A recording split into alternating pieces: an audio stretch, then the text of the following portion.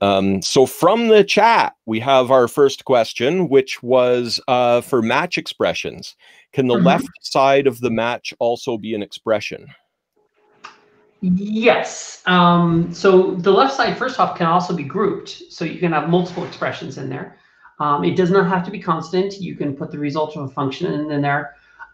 Generally, I like to shy away from that, mostly because the order of executions of these things can start to get confusing. And if there's any side effect in your expression, then knowing for sure what the result of that is going to be, even if it's deterministic, is problematic. It's like using two post increments in a single expression. You just kind of don't want to do it.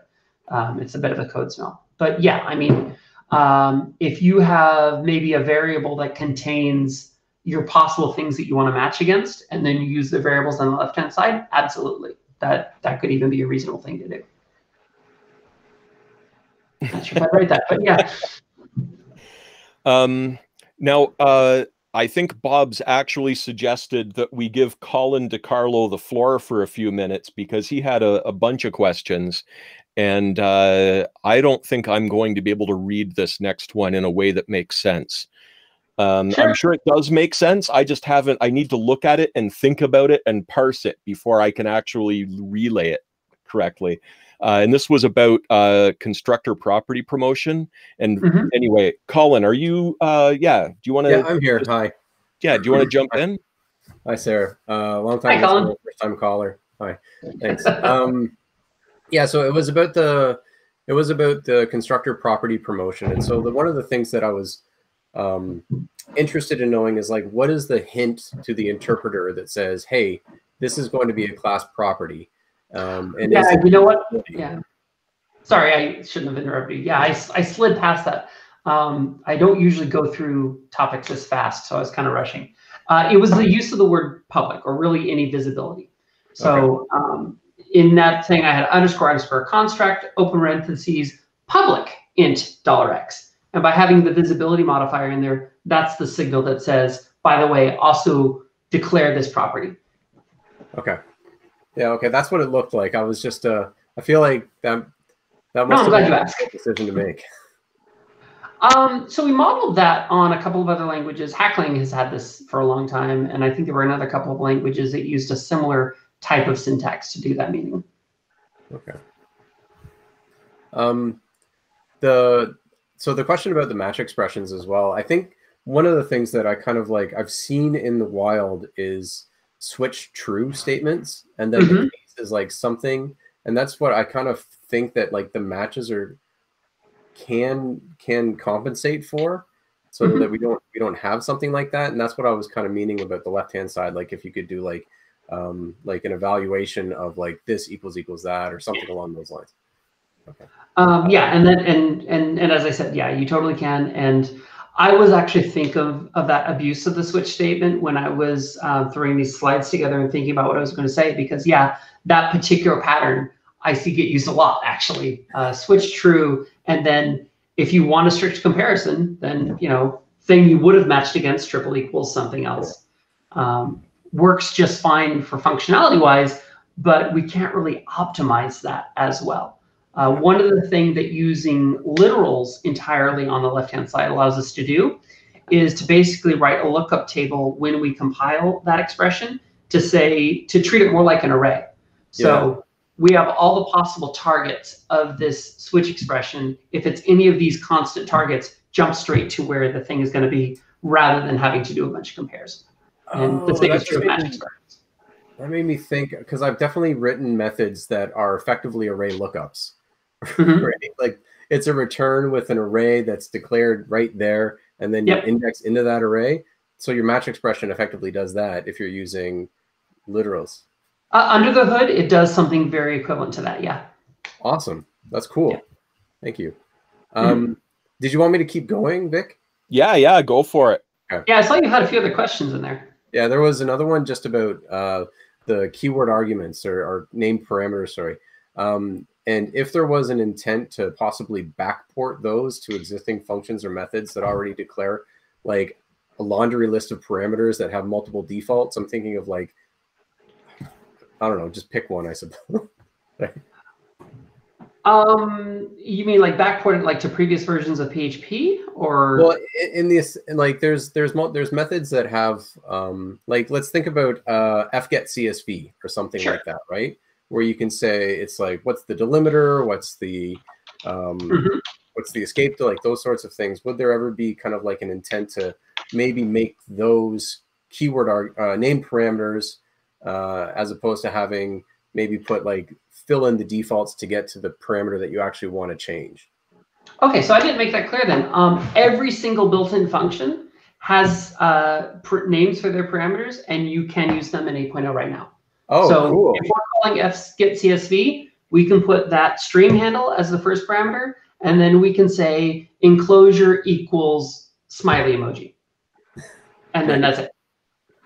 So yes, there is definitely thought of doing that, and oh, look, it's done. In fact, that is partially why not feature freeze, but API freeze got pushed back much further than it would have otherwise, is that we have been putting a lot of effort into making sure all of those parameter names make sense.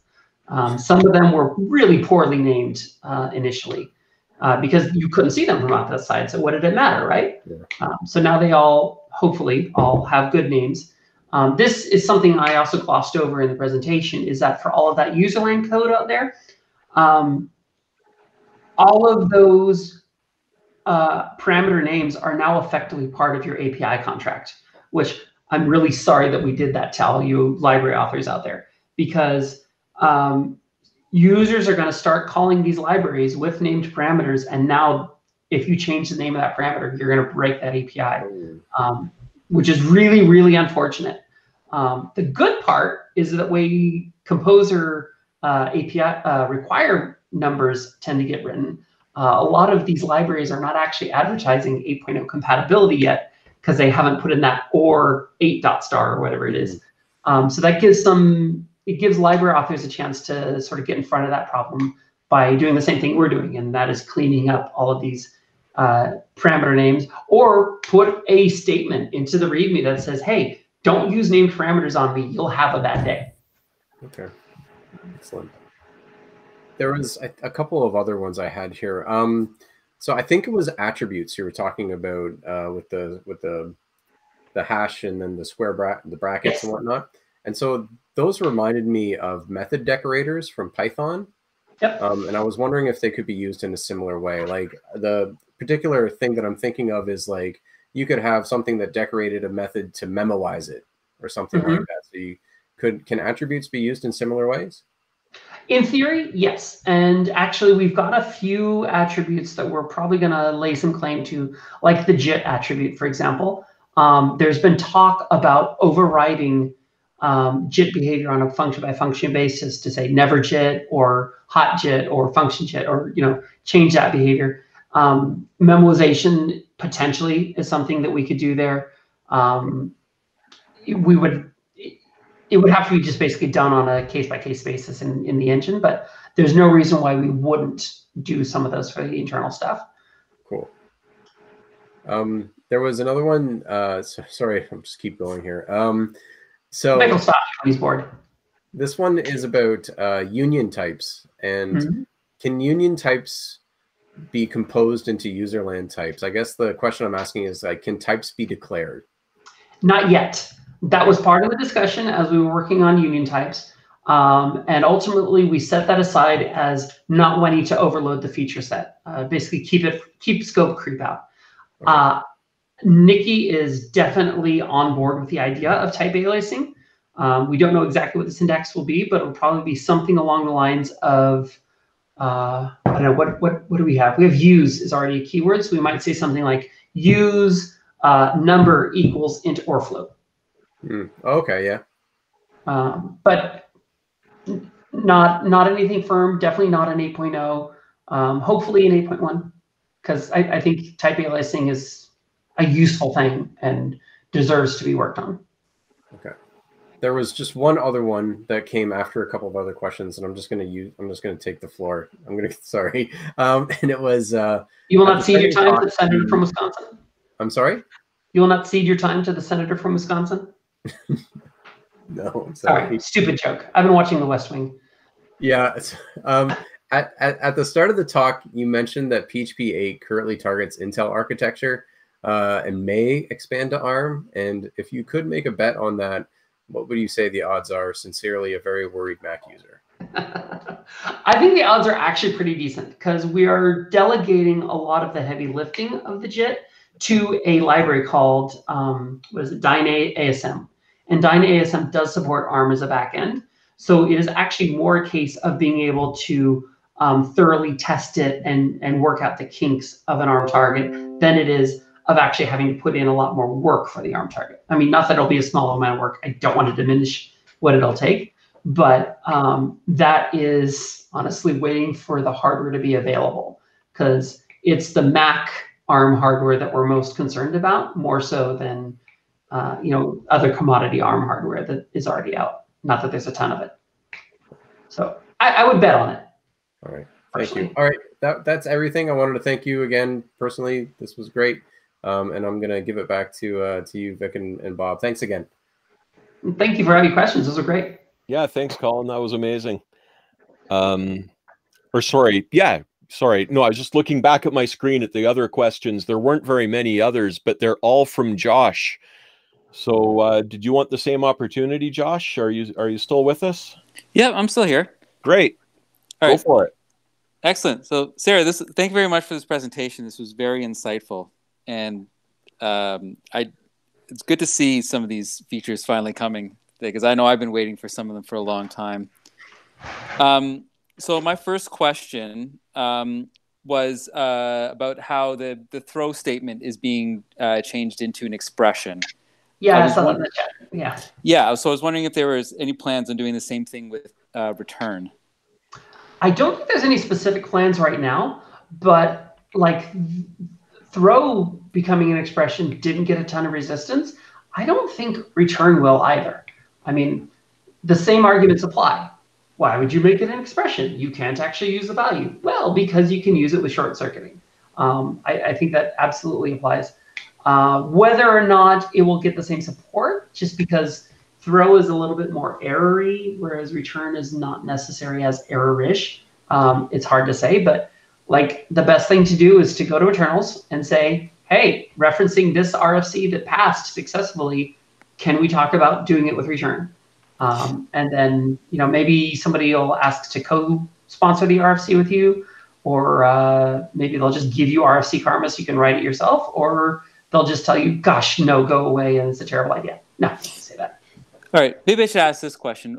Do you think that would get more, do you think it would get more support to have return be an expression, or maybe more support to implement something like return if or return unless, like they have in languages like Ruby? Oh, so return if and return unless actually have come up recently, and I think by far just turning return into an expression would have far more success. It fits the language syntax much better. It's just, by far I think you'll have more luck with the former than the latter. Okay, that's really good to know. So my second question was about the stringable interface. I was wondering if there's any discussions about having the string type in PHP implicitly include stringable interfaces as opposed to them being mutually exclusive. So we thought about that and we turned it down because at the same time we got union types. So you can do string or stringable as a means of doing this. And it does make your code a little bit more verbose to type out and a little bit more verbose to deal with. But if we had type aliasing, we could cover that. So yeah, I think it would be really nice if you could have a string variable and say instance of stringable and it return true. But I think the mere fact that we have union types means we're probably not going to see that happen, because that's that much more magic. And adding magic is usually not the best thing for any language. Okay. Awesome. Those are my two questions. Thank you very much. Well, thank you for the questions. Thanks, Josh. So, Bob, did I miss anything? I think that's all you sent me. And Sarah, if you saw anything else in the chat, or should we just open up the floor? What do you say? I didn't watch the chat really closely because I was trying to focus out here, but yeah, no, and open the floor, I guess. Yeah. Anyone else? Bueller? There was one thing I just want to follow off Josh's question there about the stringable types. It reminded me of a question that I had that I guess I forgot, and I've not, maybe it was clear to other people, but it wasn't to me during the presentation.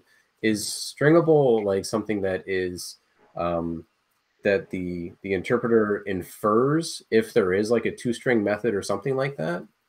Yeah, it will actually infer, and you don't have to explicitly implement stringable, although you are certainly allowed to. And if you want to make your code sort of reveal this in a 7 or 8 compatible way, then you're encouraged to add implement stringable and just have a polyfill class around to provide that stringable interface. But if you're only concerned with 8, don't worry about it. It'll see that toString magic method and it'll just say, yeah, no, you implement stringable. I got it. Was JSON serializable or like it thought of possibly as being a way that it could say, hey, this can be represented as a string? I mean, it was solving a lot of the same problem as toString and serializable, but with all right, so I'm going to back that up because I added JSON serializable, and I did it while I was at Yahoo because I had a specific problem. I had a base object that I wanted to get expressed as JSON. Inside of this object were some arrays of other collections, and then there were other objects deep inside of this hierarchy, this tree that I wanted to get the properties correctly out of.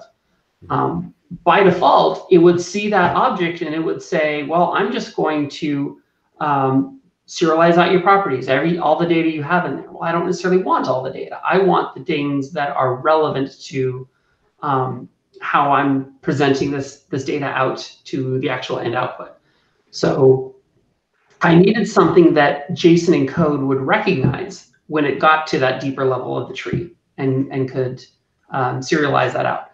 toString would have been too flat of a thing because then I would have had just like one large non-machine understandable thing that wasn't JSON at all, especially if I had subproperties. And the basic property dump also would have been useless because I would have had private things. What was it at the time? It was either excluded or they had that weird munging of null byte class name null byte. It wasn't the right thing. So I don't know if that answered your question or not. Maybe. It's okay. There was one, if I can keep going, if that's okay.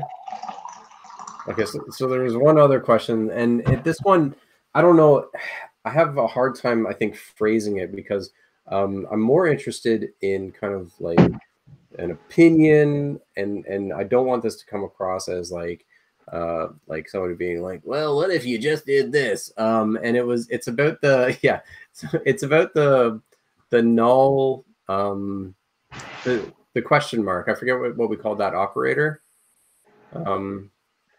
Oh, like a double question mark? No, it's so you can chain the nulls. So that if it null safe question mark dash greater than. Yeah. And so one of the I can imagine there would be arguments from architects out there talking about like the null object pattern and understanding that if we had the null object pattern, then we wouldn't need this and blah, blah, blah, blah, blah. And some people possibly making an argument that we can condense this line down into one line with all of these things, but it makes it more opaque and hard to understand. Like even if we're looking for coverage and things like that, where are we hitting as far as going for like those sorts of things? And it can be possibly looked at as like, oh gosh, an air quotes dangerous operator. Do you have any thoughts about that in so much? Well, I mean, in terms of it potentially being a dangerous operator, yes. Like you have to understand what you're trading off when you start ignoring these nulls along the way. And you have to, understand that the null that you get out, it may have come from a failure to create an instance. It may have come from a failure to find a route. It may have come from the variable never having been initialized or whatever the particular chain you have is. this is where we have to trust developers to write code that makes sense for their situations and say that in this case, I actually 100% believe that I will get the right thing out of my search for these routes, because these routes always exist. I have every reason to believe that the happy path will happen. And if the happy path doesn't happen, then it is a like fundamental, raise a cell alarm kind of condition. And I'm going to deal with that in an exception later on, or I'm going to just only check for the null on that one thing. If you want to focus on making sure that all of those branches are covered, then yeah, that first version with the 8 lines or so is going to give you that code coverage report that says, yes, I am definitely handling null correctly in this case, but not that, and I'm handling the value in that case. But you have to decide where the trade-off is for you. Is the trade-off, I want to just focus on the happy path and trust that somewhere else I've got something dealing with the sad path? Or do you want to focus on very explicit branching in your code? And I can't tell you what you want to focus on. Thank you. Quick and easy question. What's your favorite code editor? Vim. Vim, yeah. Yeah. Nice. I say that only because I have never been able to grok Emacs. It is just inscrutable to me. Someday Lisp? I should learn it. Do you like Lisp? No. I used to write all of my code in TextPad, or Notepad rather, on Windows. That's where I got my start. It worked. It did okay. The random carriage returns that would wind up in my code weren't a problem for me back then because I wasn't using version control. It's fine. But Vim I find both powerful for the features I need and at the same time ubiquitous. I can sit down on any terminal I get Vim. Yeah, and it works equally well for C as it does for PHP. Mm-hmm. Yeah.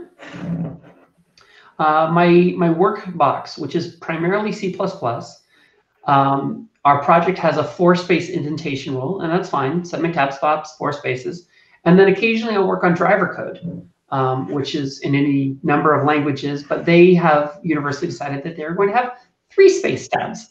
Why somebody would use a 3-space tab is beyond me, but you know what? I don't ask questions and I don't judge. So I have rules in my vimrc file that say, if I'm in this path, I'm using that rule. If I'm in this path, I'm using the other rule. And if I happen to be in the PHP source tree path, which sometimes I am on my Workbox, I use hard tabs. And it just flows across very neatly. Did you ever use Turbo Pascal or Delphi or any of those things way back? Turbo Pascal was my very first non-basic language, and it has a very special place in my heart. Yeah. Turbo Pascal 3 point something was my first version, but 6.0 was just where it was like solid. I remember my first Turbo Pascal ran on CPM. It was amazing. But anyway, the reason I ask is, and I'm just having fun since we're collecting questions or letting people think of them. Delphi, a huge IDE, right? Very, very like graphical, like as drawing your interfaces and everything, like Visual Basic. And I was using Vim to write Delphi. And I had to call Borland for some tech support, and it was like, well, this is going to be weird because I'm using Vim, and he's like, oh no, half the team here is using Vim. Don't worry about it. Oh. That's hilarious. Anyway, I'm not watching the chat. Is there anything else going on there? No. Anything else from the floor, Colin? Yeah, I can keep going. I mean, I'm not trying to eat up time, but. And excuse me, I'm kind of using you at the moment to just like be the internals question board that I have. That's why they're paying me the big bucks. I remember, I don't know how many months ago it was, but I think that there was an RFC that talked about almost splitting the language into like a typespace version and a multi-language version. Yeah. Was there anything, did that go anywhere, or is there any more talking about that? Honestly, I think Zev put that out there as more of an academic exercise because there was so much contention between the we should go stricter and more typed camp and the we should stick to our roots of super loose, anything goes, PHP is a ball of nails, you throw it at a wall and it sticks camp. Those camps still exist to a large extent, but I think the heightened emotions of that period have come down a bit. Definitely the output of that was that nobody wants to split the language. Like even if it's in the sense of we still have a single interpreter that has different modes, I think everybody just sees that as fundamentally worse for everyone involved. Yeah. So no, that hasn't gone anywhere, and I don't expect that to go anywhere. Thanks.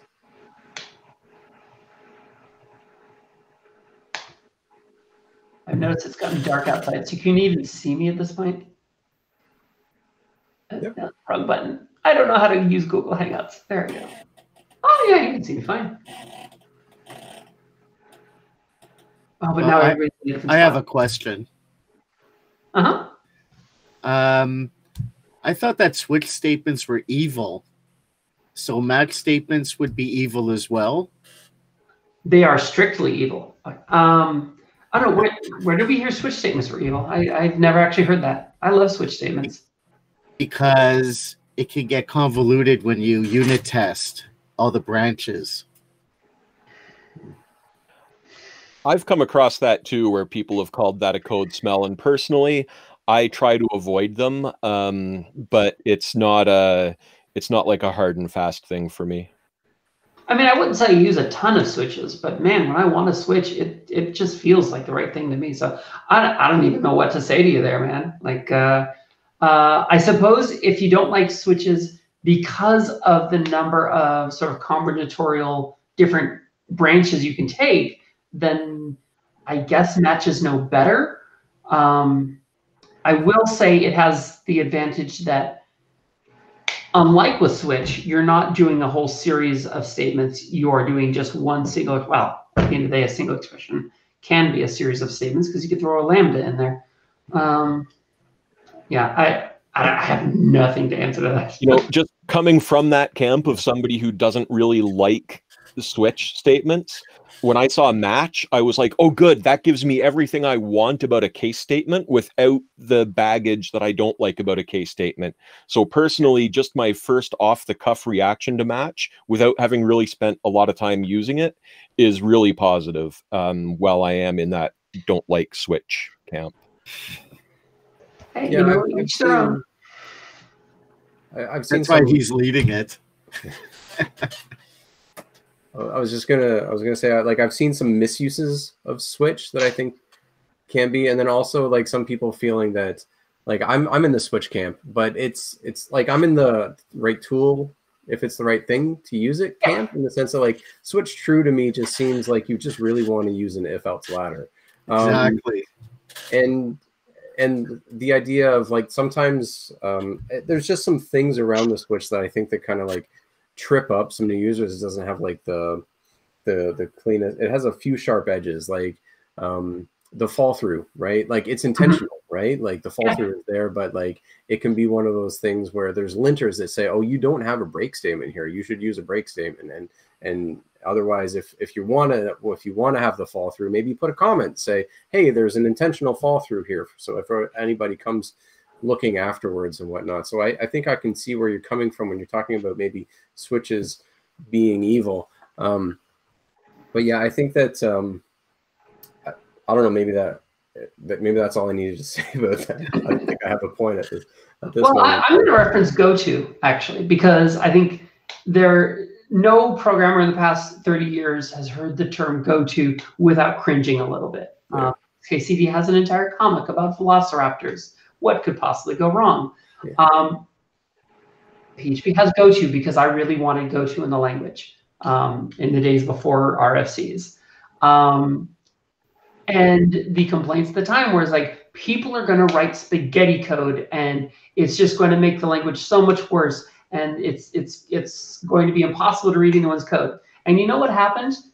Only the people who actually needed GoTo are using GoTo. Because programmers are smart, man. You know, you'll use the tool that belongs with that job. And you don't have to handhold people and tell them, no, you're not allowed to use GoTo because you can't be trusted. Same for Switch. You added GoTo to the language? That was you? Many years ago. That was you. I remember there was the place where I was working at the time was on a version of Zen Framework, and we couldn't get off of that version of Zen Framework because, well, we didn't have the test. We didn't have test coverage because who did at that time, and or we didn't have test coverage at that time, so we couldn't confidently upgrade the version of the framework. But Zen had like a go-to method or something like that in the framework, and then so going from, I think it was like from 5.1 to 5.3 or something along those lines, and so you couldn't actually do the upgrade, the PHP version upgrade because of it. I still think back to them fondly and wonder if they're still on, like, I think they were on PHP 5.2 or something like that. And if they're still there, it's unfortunate. Anyhow, yeah. Regarding go-tos, I know we have labels, which are kind of like go-tos as well for like continuing out of loops and breaking out of loops in certain places and whatnot. I'm just trying to think. I don't think I've ever really used that. And have they always been a part of the language, or were they added to the language? GoTo was added in 5 something. I forget exactly. Not go-tos, labels. Oh, the label. Do we have label breaks? I thought we did. Did we don't? I know we talked about label breaks. I don't think we actually have label breaks. I'm Googling it. Sorry. Let's see which one of us. Last I checked, break and continue could only take numbers. And in fact, that's how I'll answer it. I'll look at the grammar. Oh, yeah, it uses numbers. You're right. I apologize. I'm glad I stuck to my guns on that one because I was going to look silly if I tried to pretend that that wasn't the case. All right. Break. Yeah, that was news to me too. I was like, oh, I'm going to have to look that up. Well, so we have talked about it a few times, and we even talked about it when we were doing go-tos. It's like, well, what if we could just, a go-to that only leaves loops by labeled breaks and continues. And we've talked about it a few times since, but oh wow, no, it's optional expression. That's I guess you can use variable breaks again. I swear to God, at one point we took away the ability to do variable breaks. When did we put that back in? Sorry, I'm getting distracted. Yeah, no, I'm wondering what that's going to do to the JIT. That is Dimitri's problem. So, hey, just because we're, winding down, I think, and maybe getting a little off the more hardcore stuff, and I like asking these really superfluous questions. Off the record, just between you and me, I won't tell anybody. Do you have a favorite framework? I've lost the recording because, no. Do I have a favorite framework? No, I mean, I've never actually used frameworks. Like, I feel like such a failure as a PHP developer. You haven't even written a framework? Oh, I've written my own frameworks. Yeah. Okay, then. The global search platform that Yahoo still uses 10 years after I left the company is my framework. And I've written a few in other places since then, but yeah, no. I mean, I've used a few libraries here and there. Like I do make use of Composer, include this, include that. But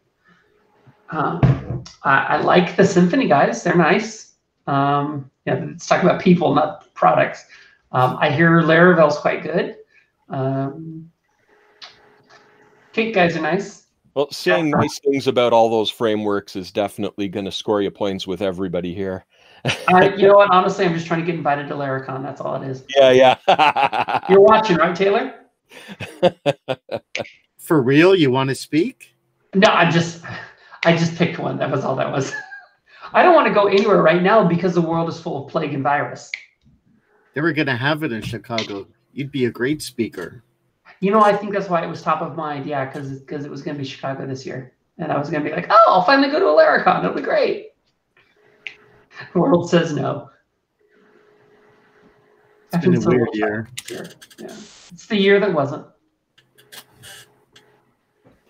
All right. Well, I think I'm out of silly questions. I don't know if there's anything else out there. There was one thing, and it was just if it was one of the things that I thought I'd follow up with Josh in the morning about, but if we have the time, it was about he mentioned throw being an expression, return being an expression, and I'm a little confused about that actually. I'm curious as to like what does that mean that now a throw is an expression or return possibly could be in the future an expression? How can I use that now? Well, so right now in 7 and earlier, you can say, throw some exception, and it gets thrown. And obviously that throw, there's no reason for it to ever had a return value, right? Because what's it going to return? It's just thrown. It's gone. It's like a go-to having a return. That doesn't make any sense. What we changed as just a minor tweak in the grammar is we said, you know what? Okay, it can be used as an expression. So you could say x equals throw something, or you could say something and then a logical and throw something. And that will be legal syntax. Why that matters is for inline error handling. So if you have a function that is going to return false on failure or some valid value on success, you can say $x equals call this function. And normally you would end with a semicolon there. Mm-hmm. You can now add to the end of that the word or, not the double pipe, but the word or, throw something. And because or is at a lower precedence, what's going to happen is that assignment's going to happen first, and then the results of the assignment, which is actually the thing that got put in the assignment, is going to be used in the or expression. If that's falsy, the throw is going to happen. If it's truthy, the throw is not going to happen. Okay. So it's a way of dealing with promoting failure into an exception. I can see that reading well, like that. And there's no reason the same couldn't apply to a return. X equals try to do something or return null, for example. Okay. Yeah, I've run into that with the throw expression for ternaries frequently, where it's like, I really want to use a ternary, but I can't because it's a throw. So yeah, that's going to be great. And it's such a small tweak to language grammar. It's not even hard. And that's why I don't think return will necessarily face a ton of resistance. The resistance it's likely to hit is we haven't allowed this before. Why is it required now? What's changed? And once you allow something, you can't unallow it. So early on in my PHP career, I was, let's do everything. Enable all the features. Let's throw goto at it, whatever. I've got a lot more conservative in my older age. I'm like, oh, maybe not everything is a great idea.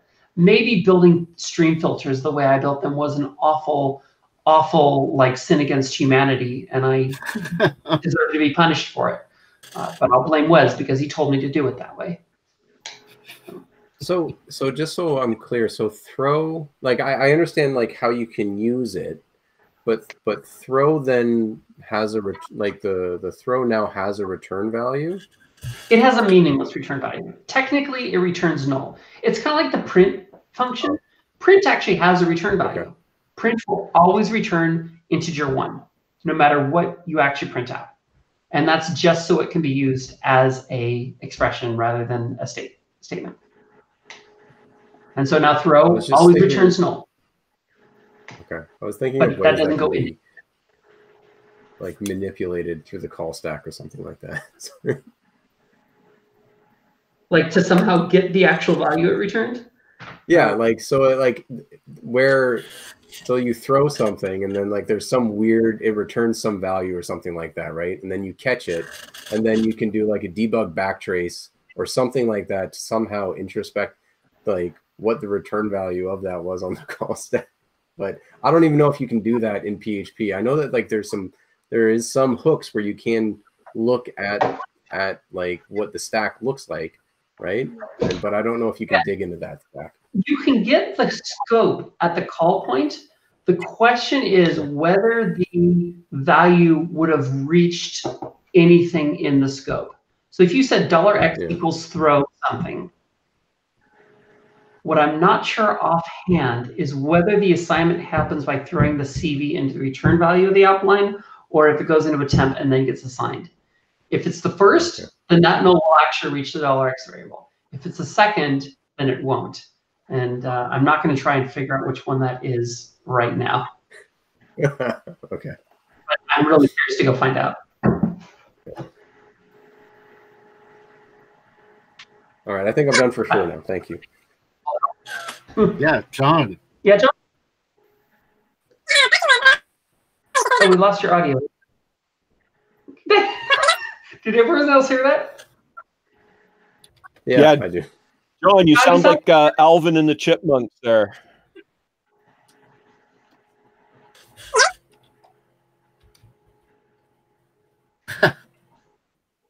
Your audio is like we see your lips moving, but we don't hear what you're saying, and then a second later.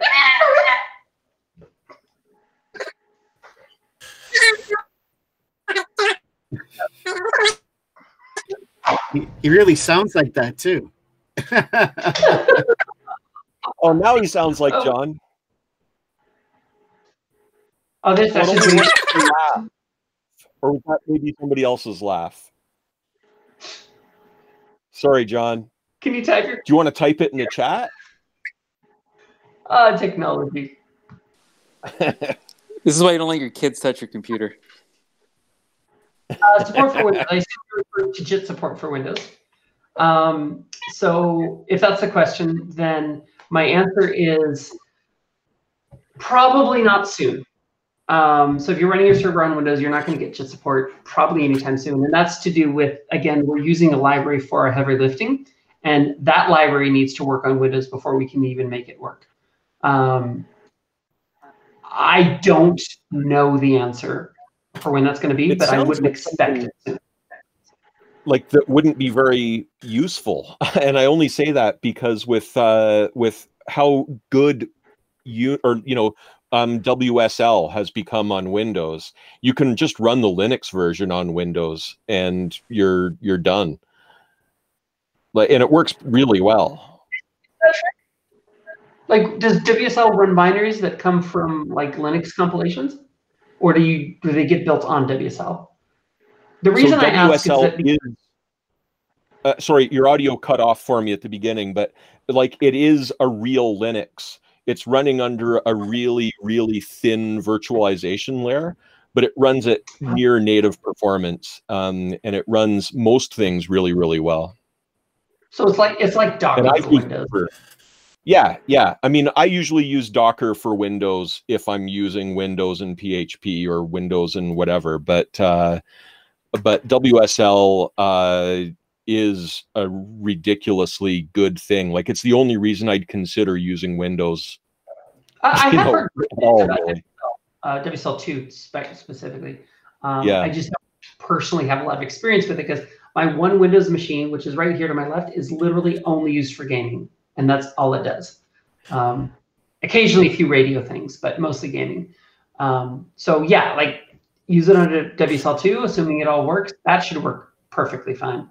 But Windows, basically, in its Herculean effort to maintain as much backwards compatibility with earlier points in its life cycle, it basically uses 16-bit registers for its ABI calls. It doesn't actually use 16-bit. They're 64-bit registers, but it only uses the set of registers that existed on 16-bit systems.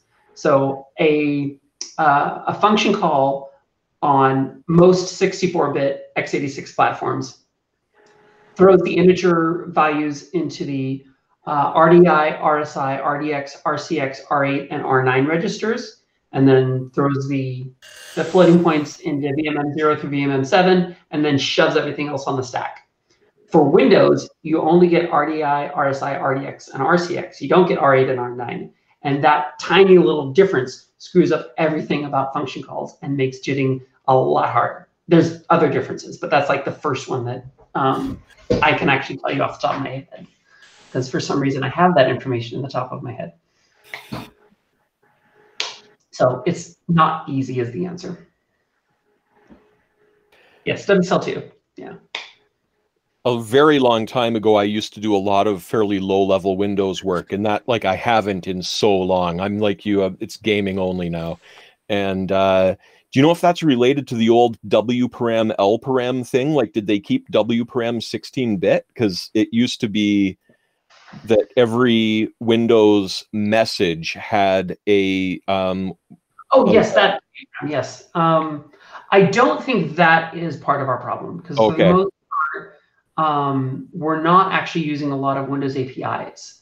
Right. It's just the CPU level APIs calling between functions that become the problem. Wow. I was trying to think why that would be the case, and I was thinking, but could it have anything to do with that? Did they leave that 16-bit for so long? But it sounds crazy.